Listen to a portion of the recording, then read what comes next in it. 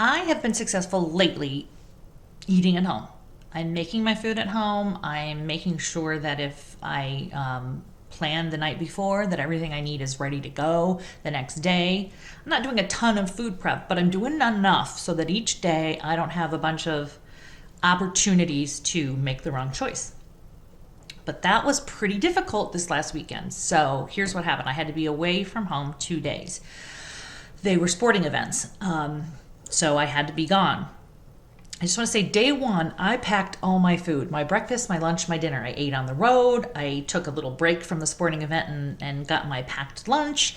I ate on the road home, all of the things in a little cooler that I made for myself. So I can't reach my back, but I'm patting myself on the back for that, right? Great day, stayed on target, didn't feel tempted, just was really, if I do say so myself, a rock star.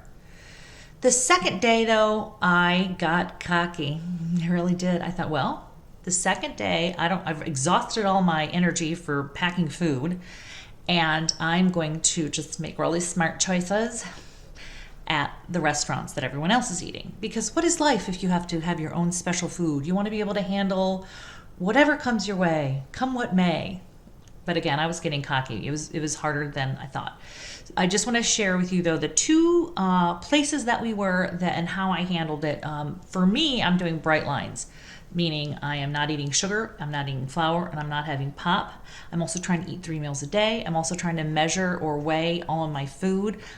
First of all, the weighing the food is out the window for me when I was at these restaurants. I know in the future I could get a food scale at the table or whatever, but I don't have one right now. I was freeballing it. Anyways, I on the way to the thing, the Hubs wanted to go to McDonald's. That's his go-to. He's a very healthy eater, and he totally endorses having a McDonald's breakfast, like a egg McMuffin. Loves them. Okay, well, I'm not having flour, so what am I going to do? I wound up getting an order of their breakfast burrito and eating the stuff inside. I'm that girl. Getting rid of the wrap, didn't have the wrap. And then I did order a little parfait cup. Ate the fruit at the bottom and didn't eat the parfait part. It was sort of pathetic. I don't know. I felt weird, but it was just us in the car, so whatever. I can eat like a weirdo. Ate like a weirdo, but I felt pretty good about sticking with my bright lines, that McDonald's situation. Avoided any stadium food entirely, so that's good. It's easy to walk past stadium food, right? Just have your water, you're cool. The problem came when we went to Red Robin. Ever been to Red Robin? It's good. So, and we were with a large group of people, and they were getting things that looked dang good. I, though, got one of the hamburgers that you can get that's wrapped in lettuce. So it was really good. It was totally, they have a menu at Red Robin that if you're avoiding grains in that way, if you're avoiding bread, you can do it. So I got that. And then my side dish was broccoli. You can get all you can eat broccoli, by the way.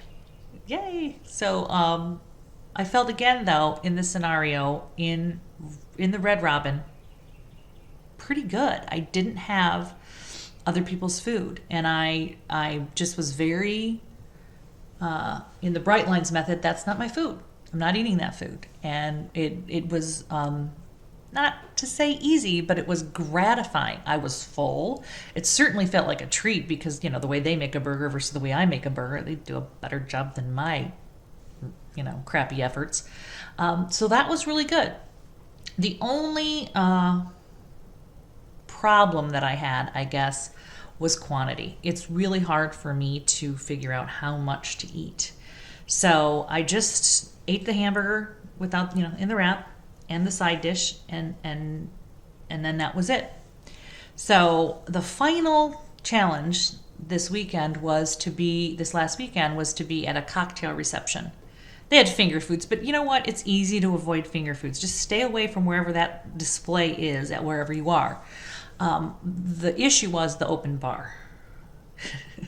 So I went to the bar and I got water and he's like, do you want lemon? I'm like, no, that's sweet. I don't want anything to drink that's sweet. And I'm like, but I will put a lime in there. So I said, don't squeeze it, just dump it in there. What that did was, while I was walking around with water with lime, everybody thought I was having a cocktail. So I didn't have anybody's peer pressure saying, "Oh, aren't you going to have this?" They thought I was drinking. I wasn't. Anyways, those are my 3 suggestions. I would say I haven't come up with the right plan for McDonald's yet. Scraping the insides out of something feels weird. And scraping just the bottom of something feels weird. So I'll get back to you on the best way to eat at McDonald's if you're a bright line eater. At this point, I have not come up with it quite well yet. I definitely agree, though. I definitely think that my Red Robin idea, if you're trying to be eating healthy, do not fear the Red Robin.